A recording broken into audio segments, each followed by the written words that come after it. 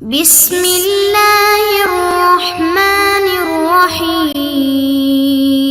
السلام علیکم معزز طلباء کرام، آپ سب کیسے ہیں؟ آج ہم تفسیر بیضاوی کے سبق نمبر 95 کو پڑھیں گے۔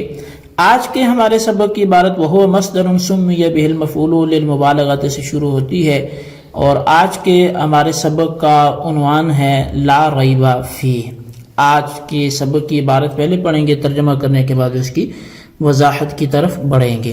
تو مصنف علیہ رحمہ لکھتے ہیں وَهُوَ مصدر سُمِّيَ بِهِ الْمَفْعُولُ لِلْمُبَالَغَةِ أَوْ فِعَالٌ بُنِيَ لِلْمَفْعُولِ كَاللِّبَاسِ ثُمَّ أُطْلِقَ عَلَى الْمَنْظُومِ عِبَارَةً قَبْلَ أَنْ يُكْتَبَ لِأَنَّهُ مِمَّا يُكْتَبُ وَأَصْلُ الْكِتَابِ الْجَمْعُ وَمِنْهُ الْكُتَيْبَةُ۔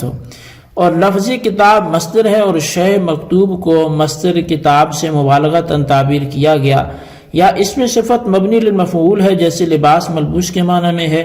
پھر کتاب کا استعمال اس مضمون پر ہونے لگا جو عبارت کے طور پہ لکھنے سے پہلے ذہن میں مرتب کر لیا جائے، کیونکہ وہ بھی عنقریب لکھا ہی جائے گا۔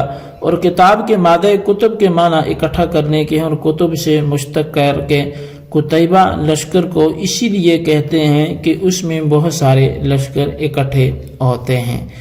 لا ریب فیہ معناہ انہ لوضوحہ وسطوع برہانہ بحیث لا یرتاب العاقل بعد النظر الصحیح فی کونہ وحیا بالغا حد الاعجاز لا احدا لا یرتاب فیہ لا تری الی قولہ تعالی وان کنتم فی ریب مما نزلنا علی عبدنا فأتوا بسورة من مثلہ لأنه ما أبعد الريب عنهم بل عرفهم الطريق المزيح له وهو أن يجتهدوا في معارضه نجما من نجومه ويبذلوا فيها غاية جهدهم حتى إذا عجزوا عنها تحقق لهم أن ليس فيها مجال الشبهة ولا مدخل الريبة۔ وقيل معناه لا ريب فيه للمتقين وهدى حال من الضمير المجرور والعامل فيه الظرف الواقع صفة للمنفي۔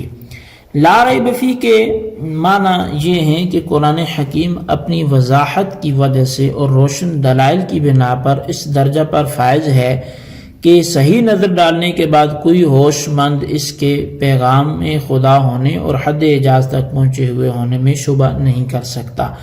یہ معنی نہیں ہے کہ قرآن میں کسی ایک کو بھی شبہ پیدا ہی نہیں ہو سکتا۔ اللہ تعالیٰ کے فرمان وَإِن كُنتُمْ فِي رَيْبٍ مِّمَّا پر نظر ڈالیے کہ خدا تعالیٰ نے اس آیت میں منزل علیہم سے ریب کی نفی نہیں فرمائی، بلکہ وہ طریقہ سمجھا دیا جو ان سے ریب کا ازالہ کر دے۔ اور طریقہ یہ ہے کہ اس کی ایجاد میں ایک معمولی آیت کا مثل لانے میں محنت کریں اور اس میں اپنی انتہائی کوشش صرف کر ڈالیں۔ پھر جب اس کا مقابل و مماثل لانے سے عاجز ہو جائیں گے تو آپ ہی معلوم ہو جائے گا کہ قرآن میں شبہ کی کوئی گنجائش نہیں ہے اور نہ ریب کو دخل ہے۔ اور بعد نے کہا کہ اس کے معنی ہے لا ریب فیہ للمتقین، یعنی قرآن میں متقیوں کے لیے کوئی شبہ نہیں ہے، اور ہدن یہ فیہ کی ضمیر مجرور سے حال ہے، اور عامل اس میں وہ ظرف مستقر ہے جو ریبہ منفی کی صفت واقع ہے۔ جی طلبہ کرام، یہ تھی ہمارے آج کے سبق کی عبارت، اس کا ترجمہ یہ، اس کی وضاحت کی طرف بڑھتے ہیں۔ سب سے پہلے وہو مصدر سے لفظ کتاب کی لغوی بحث کر رہے ہیں۔ کتاب کی اصل کتب، اور کتب یہ جمع ہے کتاب کی، اور یہ کتبہ یکتب کتابتاً یہ آتا ہے، اور کتب کے معنی آتے ہیں جمع کرنے کے۔ عرب والے کہتے ہیں کتبت الخیل بالخیل، یعنی میں نے گھوڑوں کو گھوڑوں کے ساتھ جمع کر دیا۔ اسی مناسبت سے لشکر کو کتیبہ کہتے ہیں کیونکہ اس کے اندر اجتماع ہوتا ہے، اور کتاب کو بھی کتاب اس لیے کہتے ہیں کہ اس کے اندر بھی بہت سے مضامین کو جمع کر لیا جاتا ہے۔ بہرحال کتاب کی اصل جو ہے وہ کتبن ہے اور کتابتن مصدر ہے۔ پھر لفظ کتاب کے اندر دو احتمال ہیں، مصدر ہے یا فعال کے وزن پر اسم صفت مبنی للمفعول ہے۔ اگر کتاب مصدر ہے تو اس کے معنی ہوں گے کہ لکھنا، پھر مبالغتاً نام رکھ دیا گیا شے مکتوب کا۔ مصدر کتاب کے ساتھ اس لیے کہ اس مکتوب کے ساتھ مصدر کتاب کا کمال تعلق ہے، گویا کہ وہ مکتوب عین کتاب بن گیا، جس طرح کہ کسی مضروب کا مصدر ضرب کے ساتھ نام رکھ دیا جائے یا زید عدل بول دیا جائے تو گویا یہ تسمیۃ شیء باسم ما تعلق به کے قبیلہ سے ہوگا۔ اور اگر اس میں صفت مبنی للمفعول ہے تو معنی ہے مکتوب کے ہوگا، معنی میں مکتوب کے ہوگا، جس طرح کہ لباس معنی میں ملبوس کے ہے۔ پھر مجازن استعمال ہونے لگا اس چیز کے اندر جو عبارت کے طور پر ذہن میں منظوم و مرتب ہے۔ وجہ نام رکھنے کی یہ کہ عنقریب اس کو بھی لکھا جائے گا، اور تو اس صورت میں کتاب کے اطلاق مرتب فی ذہن کے اوپر تسمیۃ شیب اس میں ما یعول الیہ کے قبیل سے ہوگا۔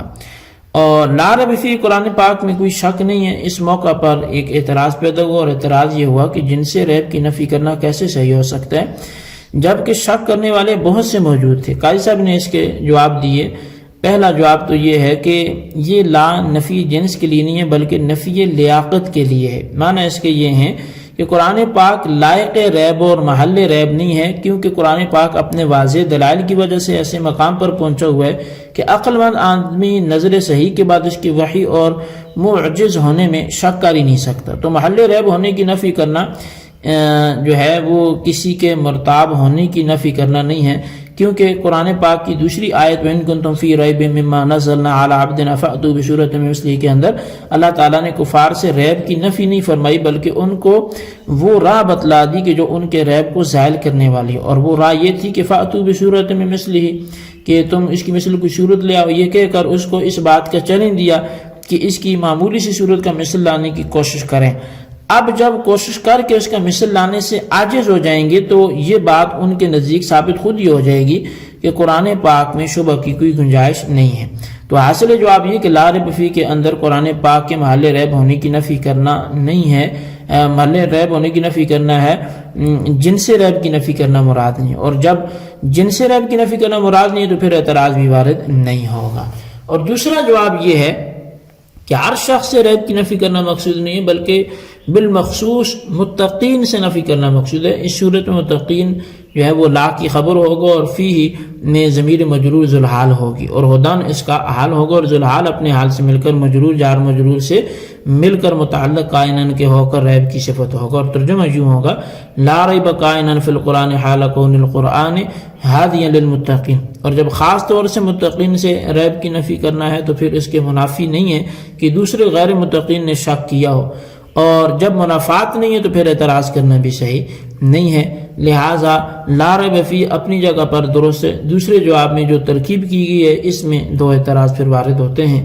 اول اعتراض یہ کہ ذوالحال اور حال کا عامل ایک ہوتا ہے، پس جب آپ نے فی میں ضمیر مجرور کو ذوالحال قرار دیا تو ہدن کی اندر عامل وہی حرف فی ہوگا جو اس ضمیر مجرور میں عمل کر رہا ہے، حالانکہ یہ طے شدہ ہے کہ ہدن کے اندر لفظ فی عامل نہیں ہے، اور جب فی عامل نہیں ہے تو پھر اتحاد عامل نہ پایا گیا، تو ذوالحال اور حال کا عامل تو ایک ہونا چاہیے۔ تو جواب اس کا یہ ہے کہ ضمیر مجرور کے اندر حرف فی عامل نہیں ہے بلکہ عامل اس کے اندر وہ کائنن ہے جو اس کے اندر مقدر ہے، اور ریبہ کے صفت واقع ہو رہا ہے، تو فی تو محض صلہ کے طور پر زائد کر دی گئی ہے، اور جب عامل ضمیر مجرور کے اندر کائنن ہے اور یہی کائنن عامل ہے ہدن میں تو اتحاد عمل پایا گیا۔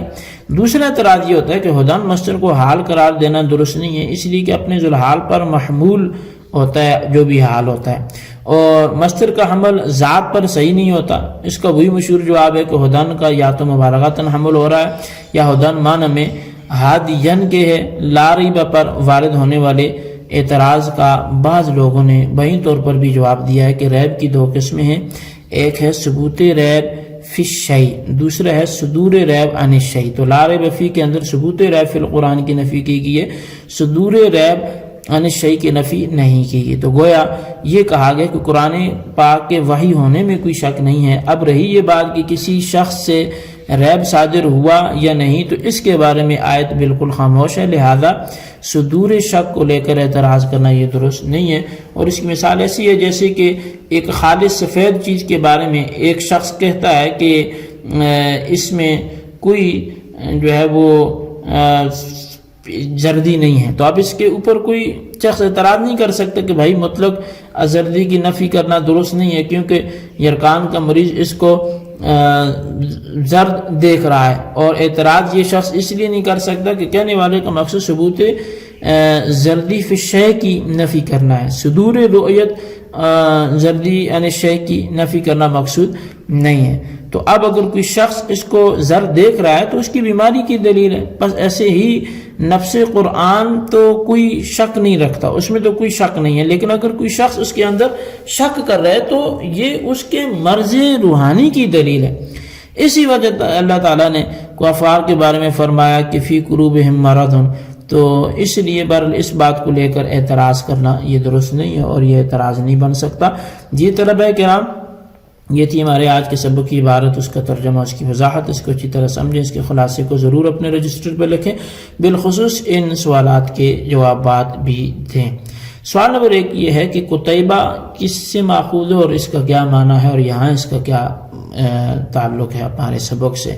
اور سوال نمبر 2 یہ ہے کہ لا ریب فیہ کیسے درست ہو سکتا ہے جبکہ کفار کی ایک جماعت کو ہم دیکھتے ہیں کہ وہ قرآن کریم کے کلام الہی ہونے میں شک کرتی ہے. تو کیا جواب دیں گے آپ؟ اللہ تبارک و تعالیٰ سے دعا ہے جو کچھ ہم نے پڑھا سنا سے یاد رکھنے کی توفیق نصیب فرمائے. آمین بجاہ النبی الامین صلی اللہ علیہ وسلم.